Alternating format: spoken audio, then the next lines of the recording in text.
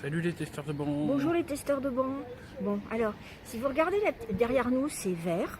Il y a de l'eau. Et puis devant nous, comme vous pouvez le voir, c'est une maison. Et en fait, Alors, vous allez voir passer une dame qui porte son chien, qui est un chien qui s'appelle Kik, qui n'est pas obéissant. Et alors, nous sommes en fait à Samois-sur-Seine. Samois-sur-Seine, on est juste à côté de Fontainebleau. Voilà. Et accessoirement, on est au bord de la Seine. Voilà, alors vous allez la voir, elle est là-bas.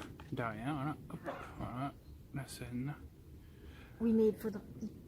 vous pouvez pas voir là-bas. Parce que c'est par là. Enfin, bref, peu importe. Et donc, pourquoi on est venu se balader à Samois-sur-Seine? Déjà parce qu'il fait un peu beau. Parce qu'il fait un peu beau, et alors qu'on est en plein mois de septembre. Voilà, premièrement. Deuxièmement, parce qu'on n'en pouvait plus d'être enfermé et que, soi-disant, que l'épidémie elle est en train de baisser un peu, donc on est sortis très prudemment avec nos petits masques et tout. Voilà. Et puis parce que Samois, en fait, c'est le rendez-vous des super belles villas qui date du 19e, 20e siècle. D'accord. Il faut savoir aussi que Samois a abrité les derniers moments de vie de Django Reinhardt. Pour la maison et dans la rue. Non, par là, je sais plus. Aussi, je crois que c'est celle-là. Voilà, dans la rue qui est ici, là, voilà. juste en face de nous. Et on a pris des photos, vous pouvez les voir, on mettra. Et puis bah, justement, alors quand on continue cette route-là, un peu plus loin, il y a un square où il y a une statue qui est dédiée. Et puis vous avez également, il faut savoir que tous les ans, il y a un festival Django Reinhardt ici. Alors pour ceux qui ne le situent pas, Django Reinhardt, c'est un guitariste jazz manouche des années 30-40, à qui il manquait 3 doigts, je crois, 2 doigts ou 3 doigts. Ouais, voilà. qui joue avec... Et qui était... Qui est un des plus grands, il faut considérer que c'est un des plus grands guitaristes jazz manouche que la Terre ait connu. Voilà.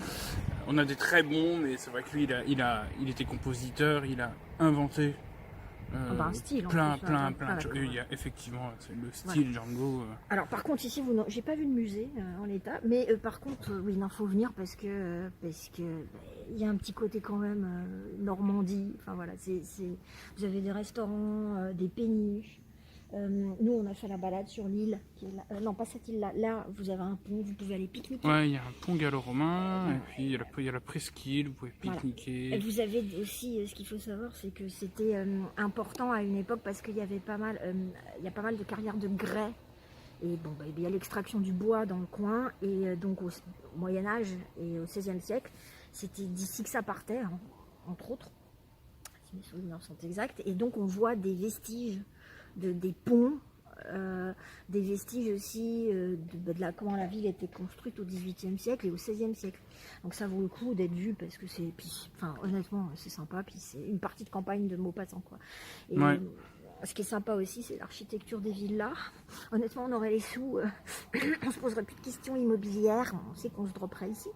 Enfin, c'est magique, il y a des maisons sublimissimes.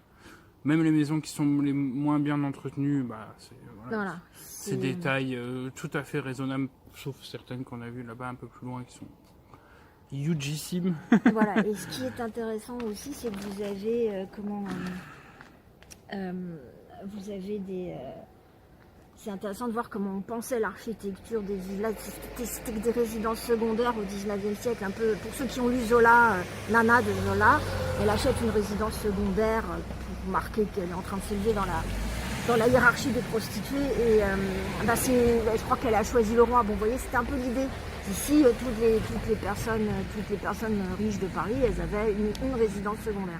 Et ça vous permet de voir des styles assez rigolos, donc arabo-andalou, cottage normand, enfin bon, c'est assez sympa. Et puis on voit les maisons qui sont utilisées, qui ont été modernisées.